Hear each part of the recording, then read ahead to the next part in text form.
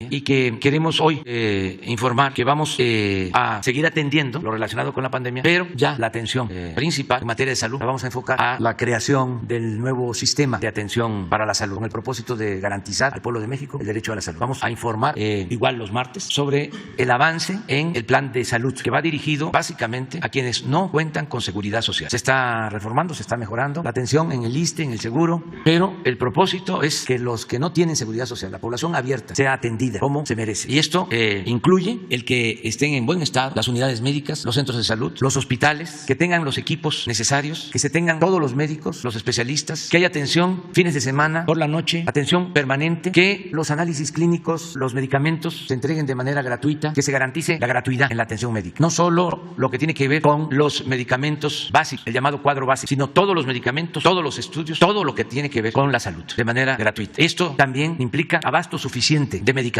Ya comenzamos en el estado de Nayarit y se están haciendo inventarios y se está trabajando en 15 estados para tener a partir de este año ya en muchos estados, la mayoría de los estados, ya una atención de calidad en materia de salud. Entonces aquí vamos a estar informando todos los martes porque vamos a poner en práctica, como lo hicimos con la pandemia, un proceso de acompañamiento en el que participemos todos. Cuando se diga ya están todos los médicos en los centros de salud, en los hospitales de Nayarit, ya tenemos abasto suficiente de medicamentos, es porque aquí se informa, y si no es así, la gente de Nayarit, de las comunidades, ustedes como informantes van a poder decir que no es cierto o que no es cierto del todo, que falta. Vamos a llevar a cabo este proceso, se va a iniciar el próximo martes. Hoy termina una etapa que tiene que ver con la atención preferente a la grave pandemia que padecimos, que sufrimos, que nos dejó mucho dolor, mucha tristeza. Vamos a terminar con esa etapa y vamos a iniciar otra, a inaugurar una etapa nueva en materia de salud. De esto nos va a informar el doctor Hugo López-Gatell. Y también vamos a aprovechar el día de hoy para dar a conocer los 4 programas básicos de la Secretaría de Educación Pública. El trato especial, como lo merecen maestras y maestros, nunca más ofenderlos, sino apoyar a las maestras y a los maestros. Ese es un propósito. Lo segundo, mejorar los contenidos educativos, porque queremos una educación humanista, fraterna, no individualista, egoísta. Lo tercero, el otorgamiento de las becas, sobre todo para estudiantes de familias pobres. Que nadie se quede sin la oportunidad de estudiar y que no importe la condición económica o social de los padres, que realmente se garantice el derecho a la educación, porque la educación, como la salud, no pueden ser privilegios, son derechos que se deben de garantizar por el Estado. Y por último, el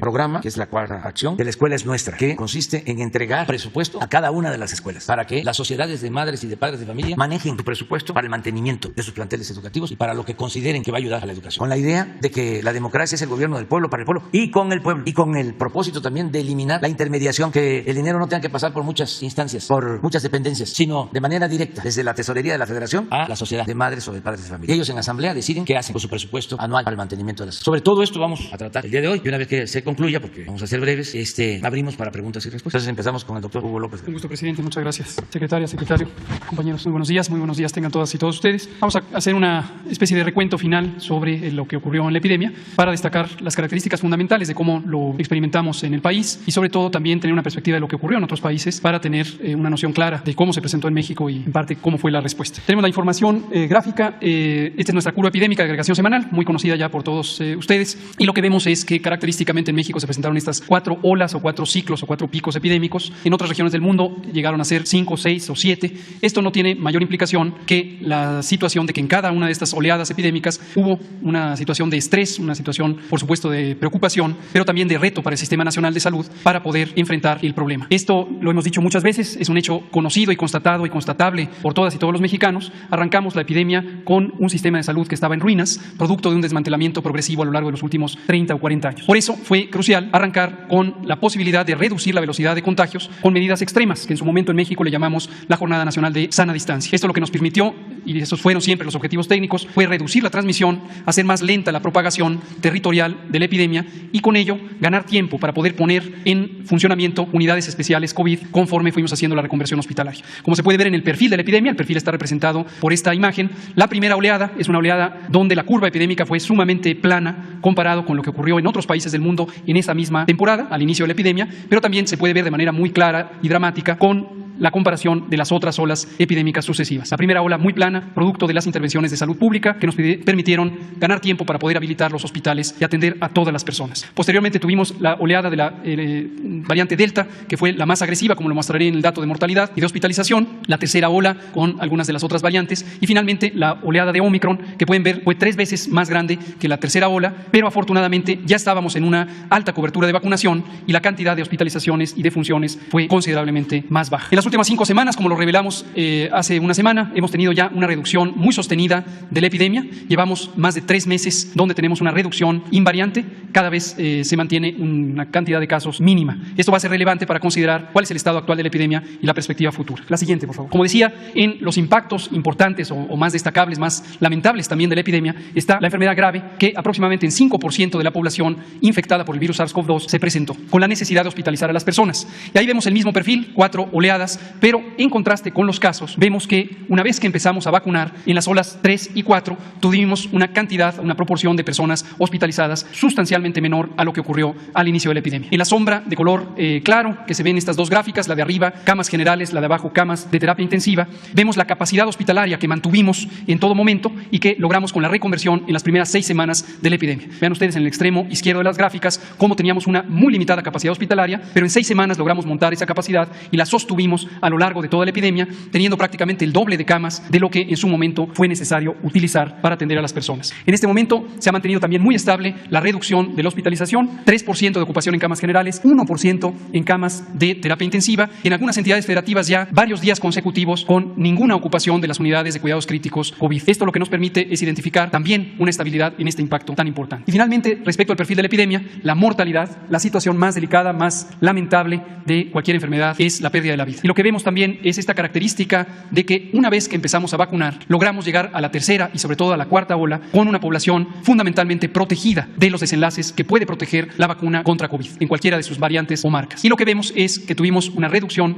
también de la mortalidad que se ha mantenido en estas últimas 3 meses, ha reducido 10 veces la mortalidad y se mantiene ya en cifras mínimas. Siempre decimos que quede muy claro, aunque fuera una sería muy lamentable, pero en términos epidemiológicos es una reducción muy sustancial. 4 defunciones en promedio diario en las últimas semanas. Al final de los cierres semanales llegamos a 8, pero entre 4 y 8 el número de defunciones diarias en promedio. Vamos entonces ahora a ver la vacunación. La vacunación, como se sabe, se presentó un programa, una estrategia desde diciembre, el 8 de diciembre de 2020. Iniciamos la vacunación en 2021, en 2020 de hecho, el día de Nochebuena, el 24 de diciembre, y no hemos parado de vacunar, como se ve en esta gráfica, que tiene una línea continua diagonal, en donde es el ritmo que hemos mantenido la vacunación a lo largo de todo este tiempo. Hemos puesto ya casi 200 millones de dosis en 85.8 millones de personas. Esto es tan solo para el esquema primario. Y esto nos ha permitido llegar, la siguiente por favor, a una cobertura general de 87% de la población elegible, de 14 años en adelante. Y para la población adulta, de 90%. Esto permite alcanzar un grado de inmunidad poblacional muy alto, que es precisamente lo que permite tener una lenta propagación, pero además una protección muy importante contra los desenlaces graves. Por su parte, iniciamos los refuerzos hace ya varios meses y hoy tenemos los operativos especiales en el mes de abril para alcanzar una cobertura óptima también de los refuerzos en todas las personas que recibieron el esquema primario de 1 o 2 dosis. Y seguimos llamando a la población a que aproveche este mes de abril para lograr vacunarse si es que no lo ha hecho o no ha recibido el refuerzo. Hasta el momento 56% de cobertura en los refuerzos. Esto es 45.7 millones de personas que ya han sido vacunadas con el esquema de refuerzo. Y en el operativo abril, si contabilizamos lo que hemos puesto desde el inicio del mes de abril, son 6.3 millones de dosis, principalmente de refuerzo. 500,000 todavía fueron dosis del esquema primario, personas que no se habían vacunado, pero ya fueron vacunadas, y 5.8 millones en el esquema de refuerzo. Ya para terminar, hacemos un anuncio de abrimos el registro para la vacunación universal de niñas y niños de 12 años en adelante. El registro estará abierto a partir de este próximo jueves, 28 de abril, y se trata de que no solamente niñas y niños con comorbilidades, como lo hemos venido haciendo desde hace 4 meses y medio, sino también todos los niñas y niños sanos de 12 años en adelante ya van a ser disponibles las vacunas para que las reciban. Cobertura universal a partir de los 12 años. Lo penúltimo que quiero comentar son 2 elementos. ¿Cuál fue el impacto general en México? Como lo fue en cualquier otra parte del mundo, un impacto muy lamentable. Nunca es deseable una pandemia, nunca se sale victorioso o satisfecho de haber vivido una pandemia. Lo importante es haber tenido la decisión, la capacidad y la claridad para actuar de manera inmediata y oportuna, haber reducido los impactos de una epidemia que es inevitable para el mundo entero, la más grande epidemia en los últimos 100 años y que afectó a toda la población del mundo, a todos los 7,000 millones de habitantes del mundo. Y en cada país establecimos las acciones necesarias para reducir estos impactos. Primero, como ya dijimos repetidamente, reducir la transmisión, aplanar la curva y lograr tener la capacidad de respuesta. fuerza. Segundo, haber atendido a todas las personas que lo necesitaron en las unidades hospitalarias. Tercero, cuando apareció, porque se logró desarrollar la vacuna, haberla aplicado y estuvimos entre los primeros 10 países del mundo que empezaron a vacunar a su población. Y hemos logrado, como dije, ya una cobertura muy grande. Esto se refleja en los impactos que los podemos ver en esta tabla que aquí hemos presentado también repetidamente sobre la comparación con todos los países del mundo. En esta tabla aparecen los primeros 30 en orden de mortalidad, cuántas defunciones ocurrieron por millón de habitantes, y podemos ver que de los primeros 30, México quedó hasta el momento en el lugar 28 dentro de esos primeros 30. ¿Y con qué nos estamos comparando? Con los países que aparecen en esta tabla, que ustedes pueden ver en la región. Si la hacemos un poquito más grande, por favor, en la región de América hay varios países que desafortunadamente tuvieron estos impactos más grandes. Perú, por ejemplo, podemos ver también Brasil, desde luego, un segundo país más poblado de la región. Vemos también otros países en la región europea que tuvieron impactos más grandes. Chile en lugar número 16, Estados Unidos en el lugar número 17 de mortalidad, Armenia, Argentina dentro de la región, Colombia dentro de la región, Trinidad y Tobago también en nuestro continente, en otras regiones Bélgica, Italia, Grecia, Paraguay en nuestro continente, Reino Unido de Gran Bretaña en la región europea, y entonces vemos ya a México y posteriormente Rusia, Ucrania como los países dentro de ese primer bloque de 30. Esto lo dejamos claro, como lo hemos repetido muchas veces, nunca es deseable tener ni una sola defunción, pero también consideramos que es importante que la población tenga claridad de cómo contendió México y cuáles fueron los resultados. Se propagó durante una parte muy larga de la epidemia una mentira construida de que éramos el país con la cuarta mortalidad más grande del mundo. Eso ya se redujo, ya solo algunos columnistas de cuando en cuando insisten en esta mentira, que fue una fabricación. Los datos objetivos, accesibles a todo el mundo, están ahí para mostrar. Y vemos ahora sí la última diapositiva. La Organización Mundial de la Salud analiza ya desde hace varias semanas cuáles pueden ser las perspectivas de esta epidemia. ¿Cuándo ya podemos decir que ya no estamos en un estado epidémico? En algún momento tenemos que decidirlo y tiene que ser con bases científicas, con bases técnicas. Esto es importante porque COVID-19, el virus SARS-CoV-2, no se va a ir de la humanidad como no se ha ido casi ninguno de los virus respiratorios que han causado epidemias, incluida la influenza. Y tenemos que transitar ya del estado epidémico, que nos mantiene con una serie de medidas especiales que afectan a múltiples aspectos del bienestar social de las personas, de las comunidades, de los pueblos, de los países, a un estado de vivir con el virus en sus características. Este estado técnicamente le llamamos estado epidémico, al estado agudo, y al estado prolongado le llamamos estado endémico, es decir, ya vivir con el virus. Para los virus respiratorios, característicamente, hay fluctuaciones, hay cambios. Durante la temporada de calor bajan los contagios, durante las temporadas de frío suben los contagios. Influenza es el modelo más característico y es muy probable que COVID-19 empiece a comportarse de esa manera, con veranos de baja transmisión y otoños, inviernos de transmisión más importante. Pero así viviremos. En la medida en que tengamos una alta inmunidad de la población, los impactos serán menores. La Organización Mundial de la Salud analiza algunos criterios y los comentamos aquí. Son estos 4 criterios que permitirían identificar la posibilidad de reconocer el fin del estado epidémico. Y vemos en corchetes en esta misma imagen cuál es la situación actual de México, que es la que acabo de comentar. El primer criterio es una alta capacidad de respuesta. Nosotros mantuvimos el doble de camas disponibles en todo momento y ahora tenemos una ocupación menor al 2% promedio de las unidades COVID. Tenemos una alta capacidad de respuesta. Alta cobertura de vacunación. En población adulta hemos logrado 90%, en promedio tenemos 87% para la población elegible. Alta cobertura de vacunación, alta inmunidad poblacional. Muy pocos fallecidos, ya dijimos, en promedio menos de 4 diarios, y muy pocos casos reconocibles, menos de 300 diarios en todo el país. Entonces, con base en estos criterios, aunque todavía están por formalizarse por parte de la OMS, podemos identificar que en México estamos ya cerrando el ciclo epidémico y transitando al estado endémico. Y por tanto, y esto es lo último que comento, como acaba de decir el presidente, el pulso de la salud también cambia de fase. En su momento cerramos las conferencias vespertinas como una necesidad de información diaria. Hoy estamos cerrando esta información con ciclos en la conferencia matutina. Publicaremos el boletín informativo ya con periodicidad semanal y, por supuesto, el trabajo detrás de la cortina sigue vigente. Las unidades de salud pública del país nos mantenemos activos para vigilar el curso de esta y cualquier otra epidemia, cualquier situación relevante. Muchas gracias. Buenos días, señor presidente. Buenos días, integrantes de gabinete, compañeros, medios que nos acompañan y aquellos que nos ven a través de los diversos medios de comunicación. Vamos a dar información acerca del ingreso de las instituciones educativas después de lo que fue el periodo vacacional. En este se ha logrado el siguiente impacto: son 241.730 instituciones educativas, 29.749.470 estudiantes, y en lo que se refiere a nuestros compañeros maestros tenemos una presencia de 2.211.630. Cabe señalar que, insisto, mi reconocimiento a todas y a todos los que integran la comunidad escolar, porque gracias a su participación y a su compromiso ha sido posible que se logre con éxito este regreso a clases para terminar lo que es el ciclo escolar, y que sé que venimos con toda la intención y con la buena disposición de mejorar cada día lo que se refiere a la educación. Además, esta mañana también presentaremos algunos de los avances en materia de educación que la Secretaría de Educación Pública realiza para favorecer a todas y todos los integrantes del sistema educativo nacional. Partimos de que la nueva escuela mexicana no puede ser estática. Su dinamismo requiere de un nuevo paradigma en en donde el reordenamiento que llevamos a cabo es producto precisamente del diagnóstico, del consenso y de los acuerdos entre los diferentes protagonistas del sector educativo. Aquí los puntos que vamos a tratar, como ya decía nuestro señor presidente, es precisamente los 4 factores, que es la atención con respeto y justicia a quienes son la parte fundamental, que son los maestros. Y esto se ha dado en esta administración, partiendo desde lo que es lo laboral, que ahorita los compañeros van a comentar sobre basificaciones, así como también la atención que tuvieron en el proceso de vacunación. Recordemos que fue el tercer sector que fue como prioritario dentro de esta administración, así como también el profesionalismo y la consideración en todas las tomas de decisiones que se están generando en los cambios que hablamos del currículum. Segundo factor, que es actualizar los contenidos de libros de texto. Les comentaba, no solamente los docentes han participado y a los quienes les agradezco, y a las autoridades educativas, sino también ha habido compañeros académicos, académicas, han existido de participación social, así como también algo muy importante son los que integran las diferentes secretarías de esta administración, porque algo que nos ha pedido nuestro presidente es que existe esa coordinación y esa transversalidad entre todos los que integramos la misma. Tercer factor va a ser lo que es el otorgamiento de becas, que efectivamente se orienta a estudiantes que tienen la mayor necesidad, porque la intención es que no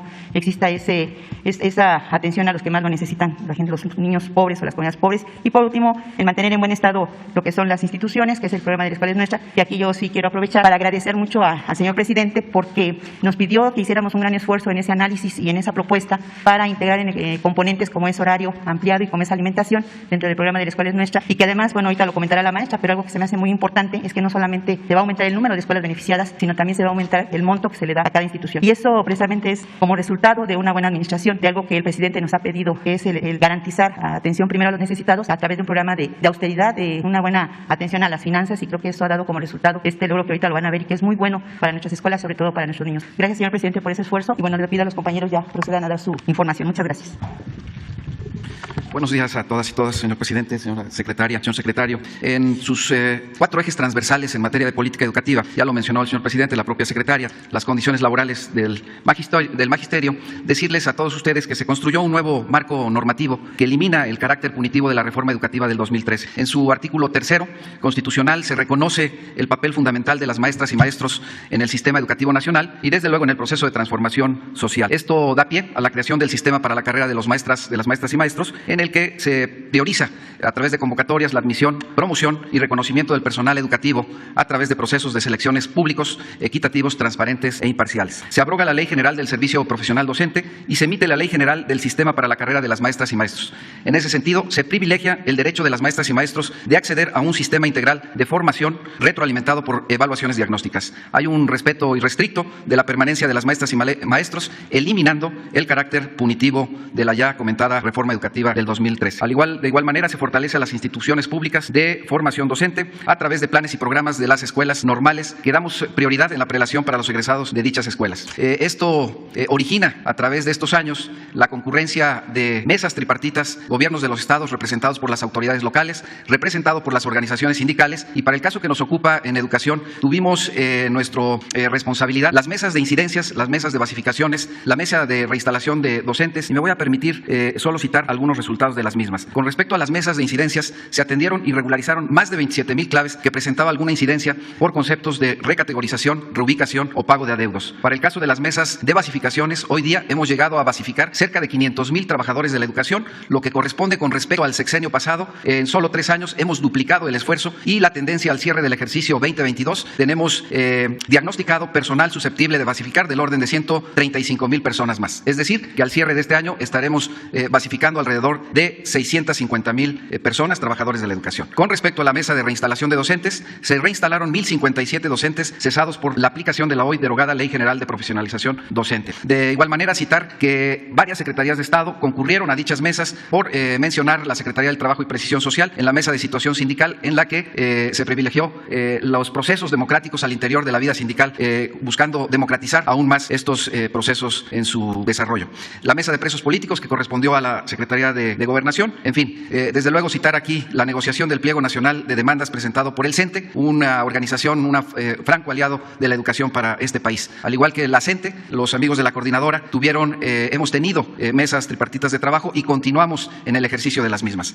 Se han promovido la mayor participación de los procesos a través de convocatorias, se admitieron cerca de 600,000 participantes y continuamos en esa ruta de trabajo. Desde el 2019, las y los trabajadores de la educación han recibido un incremento salarial superior al índice inflacionario inflacionario. En el 2018 quedó en un 0.57 por debajo de la inflación registrada en 2017. En el 2019 tuvimos ya 2.11 puntos superior a la inflación generada. Y en el 2022 se está analizando el impacto presupuestario de otorgar un incremento que mantenga la tendencia señalada, toda vez que la inflación ascendió a 7.36 con respecto al año anterior. El estímulo a la jubilación es una tarea que es una constante en la vida del sector educación. Hemos privilegiado con recursos importantes al interior de las entidades federativas, y una demanda de apoyos que las entidades federativas reclaman es el proceso de la federalización de la nómina de educación estatal. Aquí nosotros hemos llevado a cabo ya los diagnósticos, las conciliaciones de las plazas analíticas, el costeo y la determinación del techo presupuestal para materializarlo en convenios. Decirles que la Federación asume el control de la nómina educativa estatal y apoya su financiamiento, liberando para ello a los estados de una presión de gasto, dando certeza y oportunidad en el pago de los trabajadores.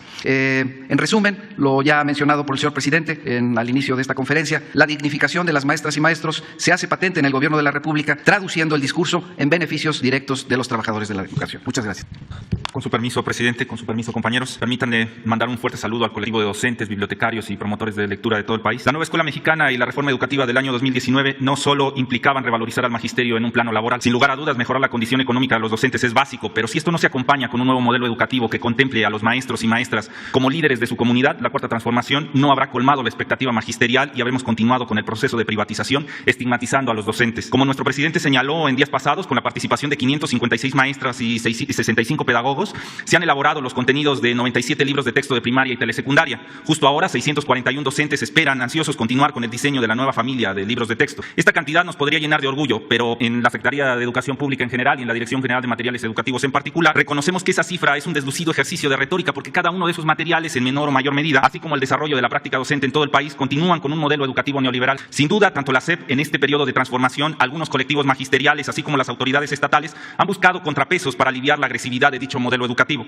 Sin embargo, lo decimos alto y claro, no aceptamos que la CONALITEC siga gastando el dinero público, como lo realiza desde los años 90, en libros de texto que continúen el modelo de educación neoliberal, y por ello hemos diseñado diferentes estrategias para que esto no siga así. Como resultado de 3 años de reingeniería en esta institución burocratizada y deshumanizada, la actual Secretaría de Educación Pública, a través de la Dirección General de Materiales Educativos, los normalistas, las escuelas pedagógicas, la Subsecretaría de Educación Superior, el CONACYT, las universidades interculturales, la Dirección General de Diseño Curricular y los gobiernos estatales convocaron a más de 1 millón de personas a participar en asambleas informativas desarrolladas del 31 de marzo al 1 de abril, donde se discutió el tema. Repito con claridad y exactitud, 1.016.190 personas integrantes de la comunidad educativa, los pueblos indígenas, afromexicanos, la comunidad académica universitaria, niñas, niños, adolescentes, familias, sectores de la cultura y las artes, así como organizaciones de la sociedad civil en todo el país, asistieron a las asambleas. Para magnificar esta cifra, recuerden que en el ciclo 2020-2021 se tenían registrados 1.209.998 docentes en toda la educación básica. De esta magnitud fue la convocatoria a las asambleas informativas, llegando a todos los estados del país y desarrollándose en lugares tan emblemáticos como en la comunidad zapatista de La Realidad en Chiapas. Como ven en la imagen, recibimos más de 200,000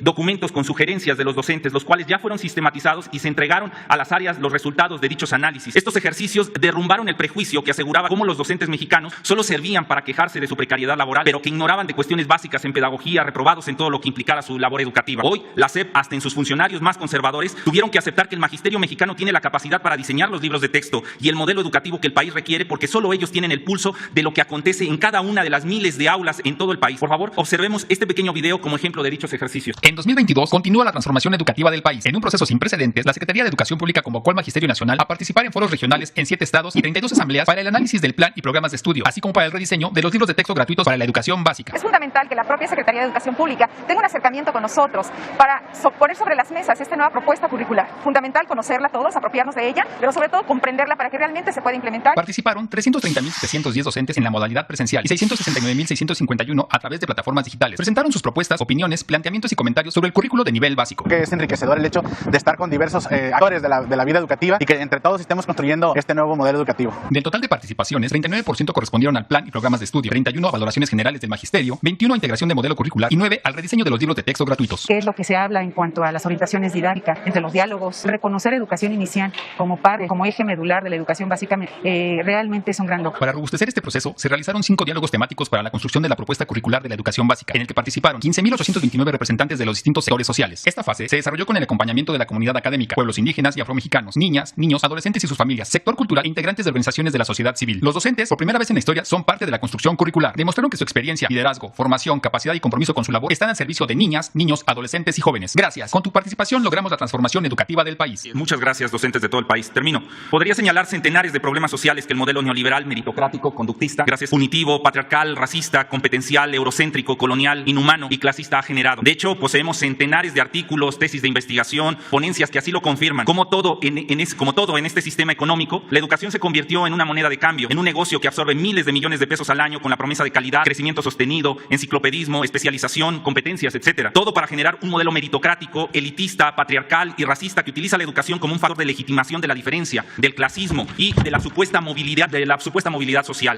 Hoy, las asambleas que se dieron en todo el país, en los 32 estados, señalaron el rumbo para la Secretaría de Educación Pública. Los más de 1 millón de docentes solicitan un cambio en el modelo educativo, solicitan recuperar su lugar como líderes en las comunidades, solicitan que la escuela se convierta en un espacio de transformación social donde se recupere la memoria histórica, se fomente la lectura como una habilidad compleja y no solo como una alfabetización funcional, en donde los procesos de aprendizaje sean continuos, sin fragmentarse, con sostenibilidad y sustentabilidad de las comunidades, en donde los tutores participen de estos procesos de aprendizaje de manera activa con un enfoque de género. En lo general, solicitan un modelo educativo decolonial, libertario, humanista, que termine con el racismo, con las pruebas estandarizadas que segregan a la sociedad, en fin, que acaben con el clasismo en esta sociedad cansada de tantos abusos, de tantos atropellos. Es cuanto, señor presidente. Buenos días a todas y todos. El tercer eje de la política educativa del Gobierno de México es el programa de becas para el bienestar Benito Juárez, a cargo de la Coordinación Nacional de Becas. En la Coordinación Nacional de Becas, que surge en el año 2019, tenemos como objetivo otorgar becas a niñas, niños, adolescentes y jóvenes que se encuentran ubicados e inscritos en el sistema educativo público nacional, sobre todo aquellos que se encuentran en escuelas ubicadas en localidades indígenas de muy alta y alta marginación, con el objetivo de que con las becas puedan ejercer verdaderamente el derecho a la educación con equidad e igualdad. En la Coordinación Nacional de Becas tenemos 3 programas prioritarios a cargo. El primero de ellos es el programa de educación básica, en el que atendemos a niñas y niños, estudiantes de preescolar, primaria y secundaria. Este programa atiende principalmente a las familias que se encuentran ubicadas en localidades de alta, muy alta marginación y localidades indígenas. El segundo programa que tenemos a cargo es el de educación media superior. Es un programa universal, atiende a todas las jóvenes y todos los jóvenes estudiantes del nivel medio superior, bachillerato, que estudian en el sistema público escolarizado. En este programa se atiende con una beca de 840 pesos mensuales, al igual que en el programa de educación básica. Por último, tenemos el programa de educación superior, que atiende a estudiantes del nivel licenciatura o técnico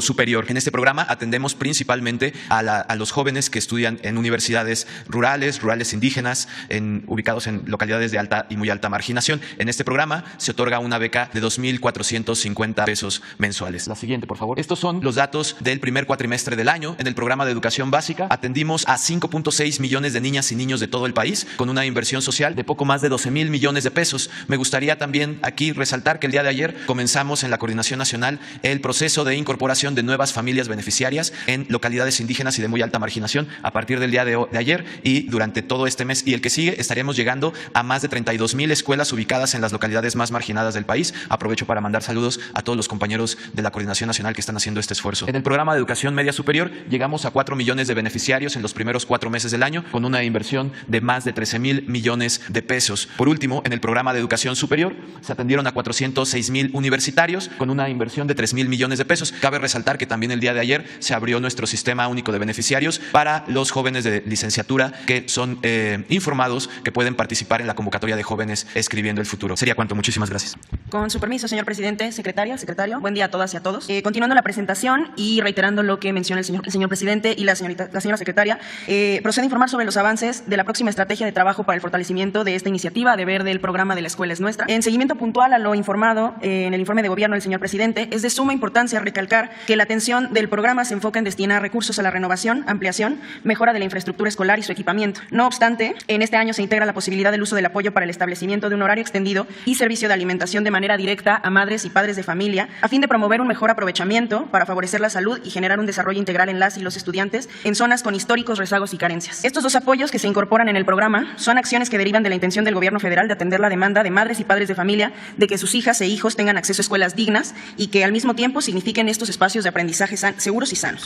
La siguiente, por favor. En este año el programa incrementará entre un 20 y 33% los montos otorgados con base en el número de alumnas y alumnos que conforman la matrícula de cada escuela. Como podemos observar en la gráfica, el subsidio que se daba a comunidades escolares con un rango de 2 a 50 estudiantes aumentará de 150,000 pesos a 200,000 pesos. En las escuelas con un rango de 51 a 150 estudiantes, el apoyo económico asignado era de 200,000 pesos y crecerá a 250,000 pesos.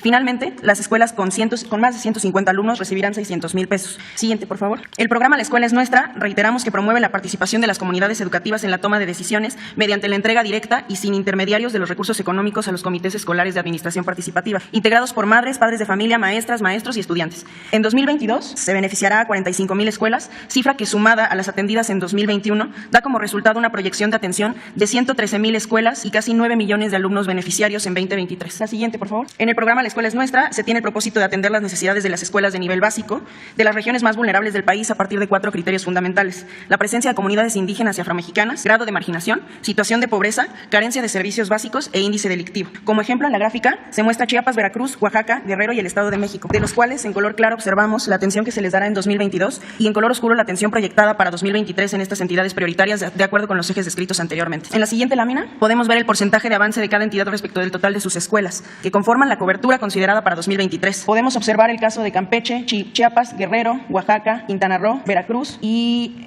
Oaxaca ya lo mencioné, Sonora también está ahí, que van más del 90%, 85% de la cobertura de su total de escuelas para el 2023. Las acciones que hoy presentamos en conjunto son solo algunas de las prioritarias que se realizan desde la Secretaría de Educación Pública, sin demeritar el resto de la importante labor que se lleva a cabo en la misma, a fin de garantizar de forma integral el derecho a la educación pública, gratuita y de calidad para las niñas, niños y adolescentes del país. Es cuanto, señor presidente.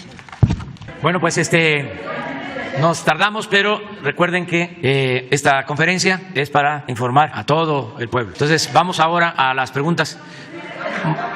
1, 2, 3 y 4. 4 mujeres. Empezamos. Gracias, presidente. Buenos días. Shaila Rosagel, corresponsal de Grupo Gili, El Imparcial de Sonora, La Crónica de Mexicali y Frontera de Tijuana. Presidente, preguntarle en primer lugar sobre el subsidio al pago de la luz en Sonora. Preguntarle si se va a dar este subsidio que aplica del 1 de mayo al 31 de octubre por las altas temperaturas, que cada año se va renovando. El gobernador Alfonso Durazo anunció que ya está gestionando este subsidio ante la CFE. Y preguntarle qué se requiere o cómo se podría hacer para que este subsidio no quedara sujeto a renovación anual, sino que ya fuera permanente en estas temporadas donde pues sí sube bastante el consumo en Sonora. Bueno, tenemos el compromiso, esto aplica para todo el país, de no aumentar el precio de la luz, para decirlo con claridad. No va a aumentar en términos reales el precio de la luz. No ha aumentado ni va a aumentar el precio de la luz. Por eso la importancia de la defensa de la Comisión Federal de Electricidad. Por eso la importancia de poner un hasta aquí a la privatización de la industria eléctrica. Gracias a la participación de la gente, a la conciencia de nuestro pueblo, estamos recuperando la Comisión Federal de Electricidad. Y esto nos ayuda mucho porque no es la mano invisible del mercado la que fija los precios, sino aquí un Estado con dimensión social es el que decide sobre los precios de la luz en este caso. Entonces, en general, no va a haber aumento de precios en términos reales en la luz. De todas maneras, de todas formas, no desperdiciemos este recurso que se obtiene con mucho esfuerzo y también que se logra a partir de extraer bienes, en algunos casos no renovables, de nuestra madre naturaleza. Entonces, cuidemos este recurso. Ahorra un poco, apaga un foco. No hay que ser insensibles, insensatos. Hay que tener conciencia sobre esto. Desde nuestros padres se la pasaban apagando la luz. Entonces, eso hay que tenerlo muy presente. En el caso particular de Sonora, continúa el apoyo, es decir, el subsidio, para que no haya aumento en esta temporada de calor en Sonora y en otros estados del país. Y vamos a buscar la manera de que quede ya establecido por escrito para que esté quien esté en el gobierno, ya no haya necesidad de estos acuerdos especiales que autoriza la Secretaría de Hacienda. Pero vamos a analizarlo para ver qué podemos hacer. ¿Se podría pensar en ampliarlo, por ejemplo, para abril? Por ejemplo, esta temporada ha habido 43 grados centígrados y hay gente que no tiene dinero para pagar el recibo tan caro, pues se aguanta y está con el abanico, ¿no? Y está esperando mayo. Pero bueno, preguntarle esto, presidente. Vamos a ver cómo estamos, porque tenemos que cuidar el presupuesto que es de todos, que a todos llegue, que beneficie a todos y no endeudar a nuestro país. Acuérdense también, porque son lecciones. La deuda de uno, la deuda de las personas, se cancelan cuando uno se muere. No, mi patrimonio principal son mis libros, los voy a heredar. Ya están destinados a usarse, ¿no? Con un propósito. Y las deudas, que no tengo deudas económicas, afortunadamente, por las pocas que pueda tener, pues ya mi fallecimiento ya se cancela. No las va a tener que pagar Beatriz ni los hijos. Pero las deudas de los gobiernos, esas no se cancelan. Termina un gobierno y continúa la deuda. Se heredan. Entonces, por eso tenemos que ser muy responsables para no heredar deudas. O sea, no hacer lo que se hizo en el periodo neoliberal, que nos dejaron deudas como el FOBAPROA, porque en su momento se decidió rescatar a los de mero arriba, a los machuchones, convertir las deudas privadas de unos cuantos en deuda pública. Y esa deuda, pues todavía se tiene, y hay que estarla pagando. Llevamos años pagándola, pagando intereses, porque todavía se debe el monto que originalmente se contrajo, alrededor de $1 billón, aunque se han pagado también de intereses una cantidad similar, otro billón. ¿Qué significa esto? Que del presupuesto público, que es dinero de todos, hay que utilizar cada año 40, 50 mil millones para pagar intereses de esa deuda. Entonces, por eso es muy importante la disciplina financiera y administrar bien, y en la medida que podamos, desde luego que se va a seguir ayudando. Gracias, presidente. Este mecanismo que buscarían para que no dependiera de cada año de estarse renovando los acuerdos, ¿cuándo se daría a conocer o cuándo se trabajaría? Tú lo estás planteando, nosotros retomamos tu propuesta y seguramente el secretario de Hacienda ya lo está escuchando o va a tener tener la información. Lo mismo el director de la Comisión Federal de Electricidad y nos van a presentar una propuesta. Y cuando tengamos esa propuesta la damos a conocer.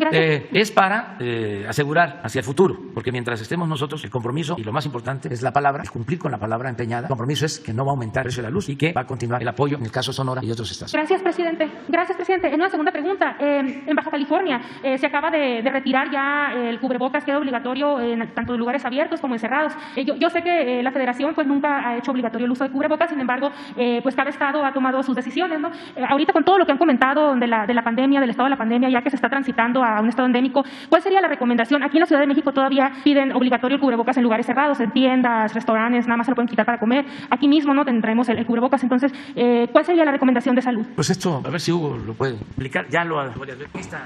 Exacto. Sí, muchas gracias, Sheila Rosgel. Efectivamente lo hemos comentado varias veces, pero con mucho gusto lo volvemos a explicar. El cubrebocas es una medida para reducir transmisión, riesgos de transmisión. Lo hemos dicho desde el inicio de la pandemia, lo reiteramos, es poco efectivo para protegerse a uno mismo, sirve para reducir transmisión. En la medida en que una gran cantidad de personas lo utilicemos, desde luego se reduce la transmisión. En este momento estamos ya en una fase de mínima transmisión en México y en muchos otros países, afortunadamente. Por cierto, es la primera vez que el conjunto del mundo se sincroniza en una etapa de reducción. En otras ocasiones, una región subía mientras otra bajaba sus contagios. Ahora el mundo entero está prácticamente todo en una etapa de reducción. Esto lo que nos permite respecto al cubrebocas y otras medidas es considerar que la necesidad extrema de utilizarlo ya no es tan notoria como lo fue en los periodos muy activos de la epidemia. Eso ha motivado que algunos gobiernos estatales que en su momento decidieron establecerlo como una medida obligatoria, hoy se ven en la necesidad de declarar que se retira la obligatoriedad. El gobierno federal de México desde el inicio lo planteó como una medida basada en el convencimiento, basada en la promoción de la salud, no como una medida obligatoria, porque la lógica de todas nuestras intervenciones, ese es otro elemento destacable y casi exclusivo de México, nuestras intervenciones no van dirigidas a obligar a las personas. Lo dijimos, las razones era, no queríamos fomentar actos de autoritarismo, sobre todo en un país que tiene una historia de autoritarismo. Entonces, las medidas técnicamente fueron diseñadas para obligar a las administraciones de los espacios públicos o privados, el cierre de empresas, el cierre temporal de empresas, el cierre de espacios físicos, etcétera. No a las personas. Las personas son sujetos de la solución en la medida en que se convencen de ser parte de la solución, pero no se les obliga. Entonces, no vamos a declarar el fin de la obligatoriedad del cubrebocas porque nunca lo declaramos obligatorio, pero lo que sí podemos decir es, en este momento ya no es imprescindible el uso del cubrebocas. De que puede ser útil usarlo en espacios cerrados, desde luego quien lo tenga tendrá menor probabilidad de transmitir. El espacio cerrado sería, por el momento, el último elemento donde se necesita utilizar. El espacio abierto, desde hace varias semanas dijimos, es aún menos necesario utilizar. Aprovecho para comentar dos cosas que omití hace rato. El propio semáforo de riesgo COVID, que tradicionalmente nos sirvió de instrumento para identificar el riesgo de transmisión en las entidades federativas, ya lleva 4 sesiones consecutivas de 15 días en donde se mantiene en verde. La proyección que tenemos es que todavía se va a mantener en verde seguramente por un buen tiempo. Quizá rumbo al invierno haya un repunte de contagios. Con tanta protección por la vacuna no será así para las defunciones o la hospitalización. Entonces también hemos decidido que el semáforo de riesgo ya no se emitirá. El del primero, que está vigente, termina el 1 de mayo, ya no lo emitiremos. Y lo segundo es el lineamiento de seguridad sanitaria en los campos de trabajo que emitimos cuando entramos a la fase de nueva normalidad, que contempla una serie de indicaciones. También va a emitirse una nueva versión. Quitamos varias cosas que fueron definitivamente de muy poca utilidad, como los tapetes sanitizantes, los túneles, etcétera, que siempre recomendamos no utilizar. Y ahí está también algunas recomendaciones sobre el cubrebocas en este mismo sentido.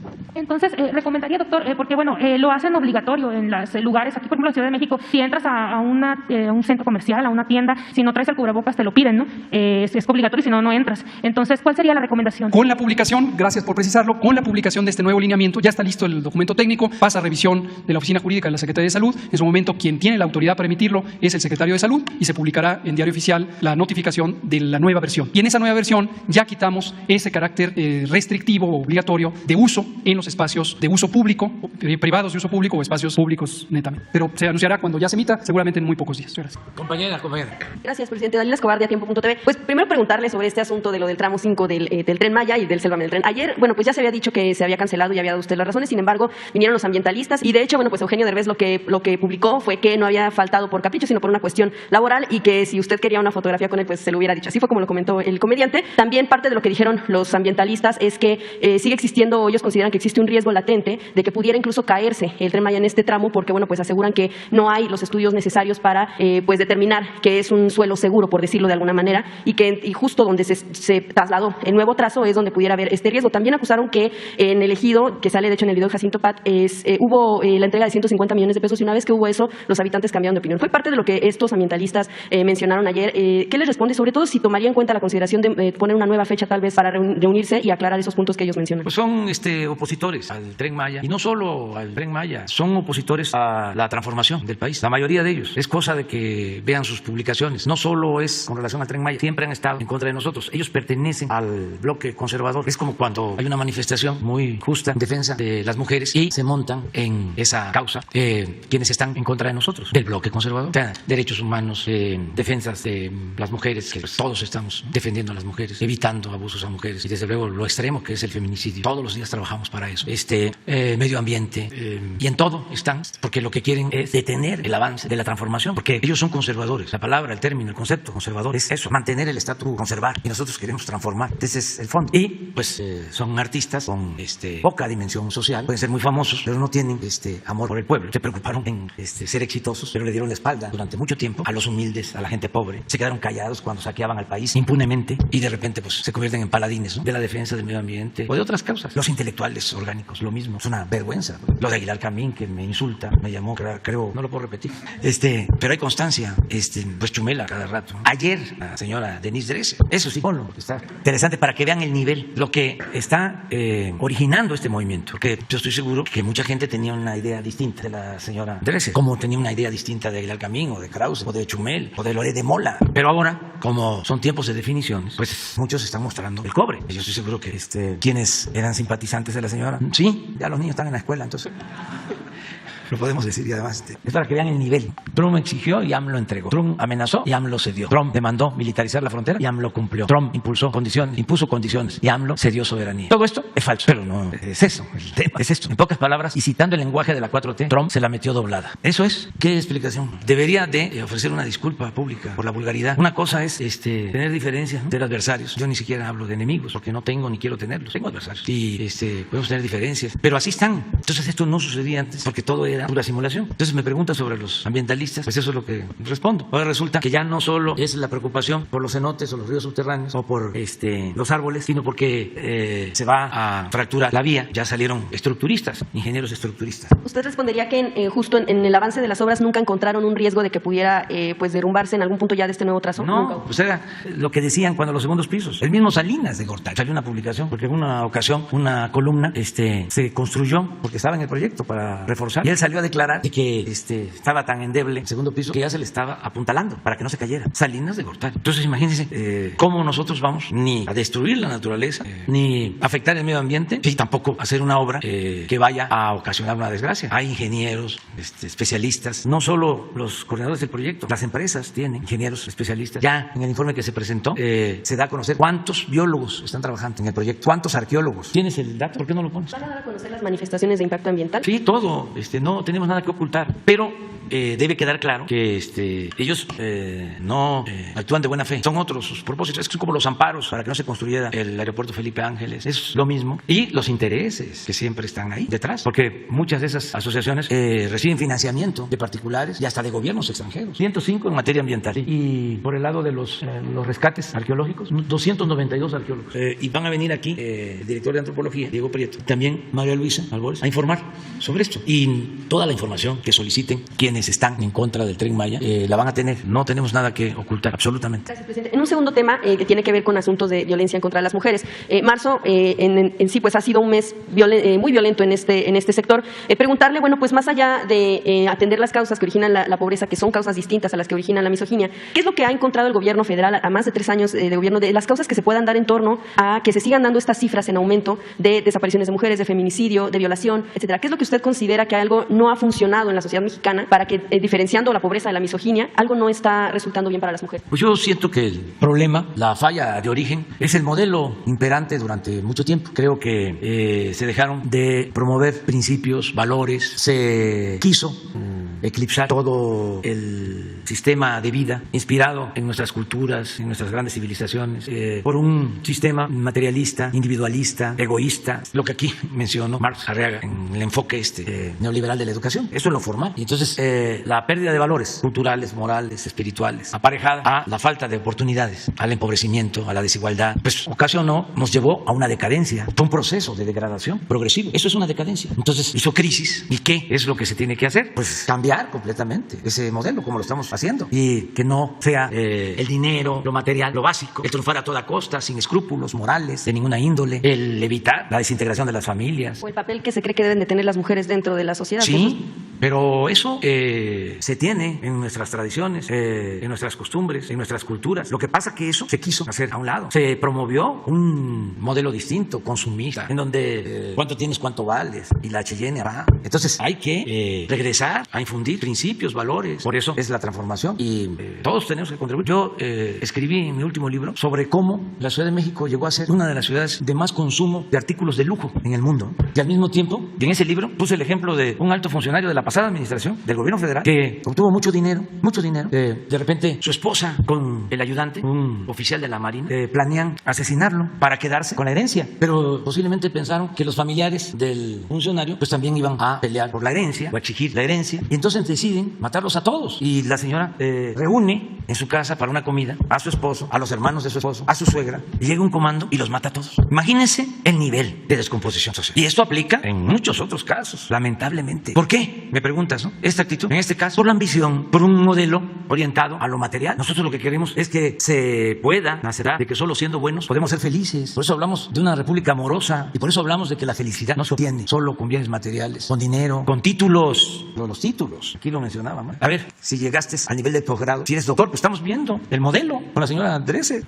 La fama, no. La felicidad es estar bien con uno mismo, estar bien con nuestra conciencia, estar bien con el prójimo. Entonces, nosotros lo que estamos impulsando, lo más importante de todo, no solo es el bienestar material, sino el bienestar del alma. Y te podrá decir, sí, pero ¿cómo se detiene el feminicidio? Pues se detiene así, con una sociedad mejor. Esa es la base. Es como cuando nos preguntaban, ¿cómo van a resolver el problema de la violencia? Y hablábamos, hay que atender las causas que originan la violencia, que no haya tanta pobreza, que mejoren los salarios, que haya empleos, que se atienda a los jóvenes. Sí. Pero eso lleva mucho tiempo. No, ya. ¿Qué van a hacer?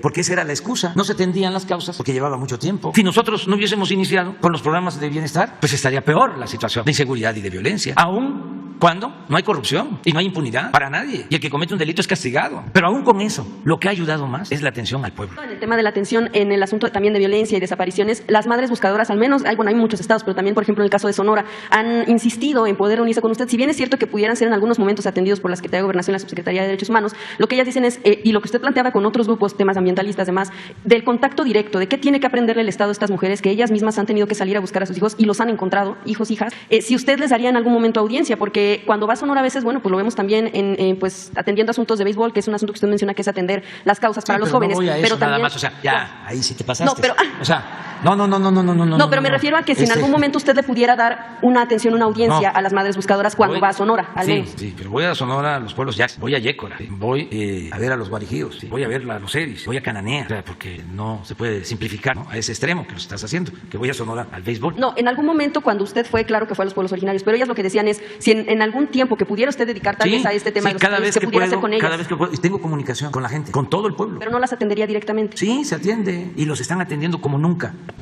se había atendido tanto a quienes sufren por la desaparición de sus seres queridos. Toda la Secretaría de Gobernación, que antes se dedicaba a reprimir, ahora se dedica a proteger y a defender los derechos humanos. Pero es muy difícil que yo convenza a los conservadores, a los fifís y a los que estaban acostumbrados a medrar al amparo del poder público, porque ya no hay eso. Antes a todas las asociaciones se les daba dinero, no se resolvió el problema, no se atendían las causas, sino era que nadie hablara, era un sistema de control y de manipulación. Pero bueno, tampoco me puedo quejar, porque afortunadamente hay muchísimas personas, millones de mexicanos conscientes y nos están dando su apoyo y nos respaldan. Otros no, pues estamos viendo, pero es una élite de conservadores, de reaccionarios que tienen diferencias con nosotros, no solo por cuestiones económicas. Podría entender que, para no dejar de hablar de este personaje, lo de Mola, pues sí, las diferencias tienen que ver con lo económico. Oiga, porque, permíteme, pues por eso sus departamentos, en otros casos es por su conservadurismo, no solo es lo económico. En el caso de la señora Dresser no es un asunto económico, no, es que es muy conservadora, reaccionaria, y le molesta lo nuestro. No quiere nada al pueblo. O sea, es una élite que ignora por completo al pueblo. No le tiene amor a la mayoría de los mexicanos. Sería cosa pues nada más de imaginar cómo tratan a sus trabajadoras domésticas, a la gente cercana, bueno, a los meseros cuando van a los restaurantes de lujo. A mí cómo me patea el hígado cuando de repente, ya no lo hago, pero antes que iba yo a un restaurante y había una mesa por ahí para llamar O los trabajadores, choferes, ellos manejando y las personas atrás. Y se baja el chofer, el señor está cerrada o el señor, y abren la puerta. Entonces, esa es una mentalidad. O la hipocresía de lo que siempre hablamos, de los que van a los templos, las iglesias, todos los domingos, confiesan, comulgan y salen de ahí. Pero saliendo, si me ven saliendo después de confesar y de comulgar, son capaces de insultarme y se acaban de dar la paz. Y luego el domingo, de nuevo, para dejar de nuevo el marcador en cero y volver a pecar. Pecar socialmente, o sea, es olvidar los mandamientos. O sea, eso es una gran hipocresía. Pero bueno, no tenemos, repito, que quejarnos porque estamos viviendo un momento estelar en la historia de México. Nada más aprovechando que está aquí la Secretaria de Educación Pública, el tema de la suspensión de las reglas de operación del tema justo de la escuela es nuestra, que en todo caso estaría pues permitiendo que siga la escuela de tiempo completo. Han dicho que se dan los recursos de manera directa, pero en este caso se estaría más bien obligando a que se tengan recursos específicamente para lo que es escuelas de tiempo completo, o cómo se va a tomar esta suspensión que emitió una jueza apenas hace. Pues ya lo explicaron. Lo que era la llamada escuela de tiempo completo, que no funcionaba adecuadamente porque los recursos no llegaban de manera directa, al grado de que el año pasado, que las escuelas estaban cerradas, nos estaban pidiendo el presupuesto. Y se supone que era para pagar a maestros que estaban más tiempo impartiendo clases o para darle de comer a las niñas y a los niños. Y las escuelas estaban cerradas, porque fue un acuerdo arriba. Es un poco lo de las estancias infantiles. Es el mismo programa que en este esquema neoliberal privatizador daban concesiones al que tenía una palanca para recibir un dinero del gobierno y albergar o cuidar en una llamada estancia infantil a niños y a niñas sin seguridad. El modelo lamentable, triste, de la guardería ABC, la privatización de estas estancias infantiles. Entonces, ¿qué dijimos? Le vamos a entregar a las madres estos apoyos y que ellas decidan qué hacer directo. Y así lo hemos hecho. Pero los opositores nuestros, pues que eran los que impulsaban esto, que se inconformaron. Bueno, lo de la escuela de tiempo completo es parecido. Entonces, ¿qué es lo que ahora se está haciendo? Para empezar, teóricamente se beneficiaron a 26,000 escuelas de tiempo completo. El año pasado, solo la escuela nuestra fueron más de 60,000, o sea, 3 veces más. Y ahora van a ser 45,000 más. Vamos a llegar este año a 105 a 110,000 planteles. Originalmente hablaron de que la escuela de tiempo completo iba a ser para las comunidades y para los pueblos y para las colonias donde se necesitara que se quedaran los niños porque las madres iban a trabajar. Resulta de que no estaban la mayoría de las escuelas en las comunidades, los pueblos más pobres, sino donde había más influencia del gobierno y de las organizaciones sindicales. Entonces, ¿qué se está ahora haciendo? Ahora se va a dar más recursos a las sociedades de madres y padres de familia y ellos van a decidir si quieren pagarle a los maestros y que ellos estén pendientes de que vayan los maestros más tiempo. Y lo mismo en el caso de los alimentos. Ya está, ya lo explicó en una lámina. A ver, en la primera lámina de la escuela es nuestra. No, la primera, esta. Horario extendido y servicio de alimentación. Bueno. Huelga. Huelga. Para mañana. Quedaron ustedes dos.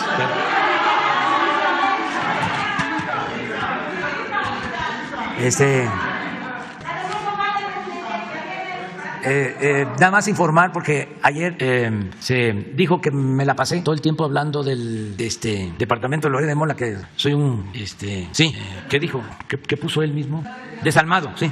Que no había hablado del caso de las mujeres que estaban perdiendo la vida. Nada más informarles que estamos atendiendo lo de la joven que perdió la vida y se está aclarando sobre las causas en Nuevo León. El gobernador aceptó, desde que lo planteé aquí, que un equipo del gobierno federal participara en el proceso de investigación y ya se está haciendo. Y cuando tengamos nosotros más información, se va a dar a conocer aquí con ustedes. Pero nada más que sepan que ya nosotros tenemos conocimiento y estamos participando, desde luego respetuosos de las instancias judiciales del Estado, porque esto es un asunto que corresponde al gobierno de Nuevo León. Es ayudar porque en otros casos, con investigaciones del equipo de la Secretaría de Seguridad Pública Federal, en colaboración con la Secretaría de Defensa, de Marina, hemos logrado aclarar muchas cosas. También aprovecho para decirles que he decidido que todos los jueves, así como los martes tienen que ver con la salud, todos los jueves va a ser para informar sobre casos que tienen que ver con estos hechos lamentables, la pérdida de vidas humanas. Entonces todos los jueves vamos a estar informando aquí. Hay una sección que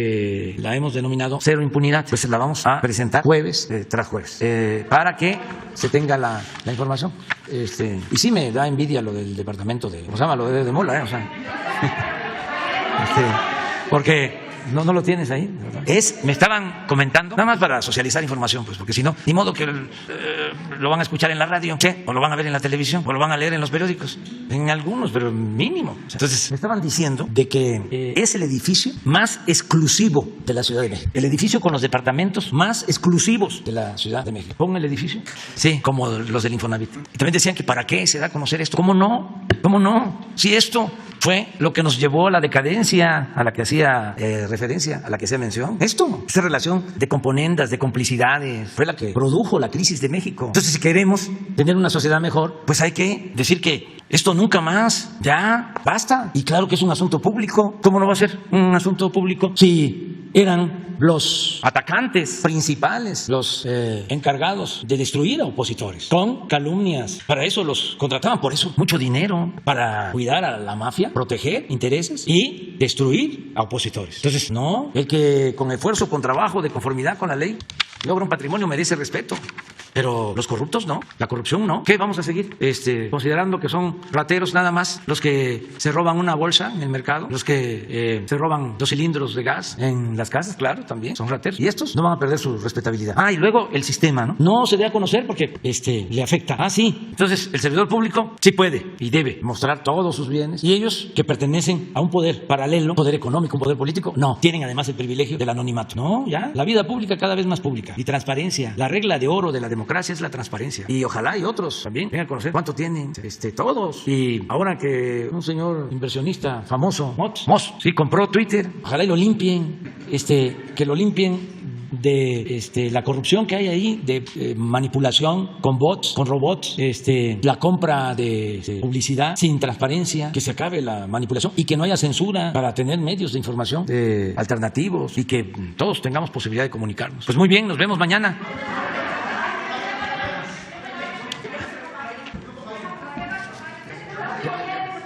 Sí, vamos a hablar por teléfono con el presidente Biden el viernes, creo que a las 12 del día. Pues vamos a esperar porque nos solicitaron ellos la llamada, no sé exactamente, pero es importante el que se dé esta comunicación, escuchar al presidente Biden, que nos ha tratado con respeto, como también nos trató con respeto el presidente Trump y como nosotros los respetamos a ellos. Y tenemos que procurar una buena relación y vamos a ver de qué se trata. Ya les vamos a informar una vez que se haya llevado a cabo la llamada. Lo cierto es que no sé cuál es el propósito. Creo que es una llamada para compartir puntos de vista y creo que esto ayuda mucho. Puede ser en tema migratorio, puede ser lo que está sucediendo en Rusia con Ucrania, puede ser lo de la Cumbre de las Américas. Hay varios asuntos que estamos tratando juntos o que cada quien tiene su opinión, pero nos escuchamos y nos respetamos. Entonces, el viernes ya les decimos qué se trató. Muchas gracias.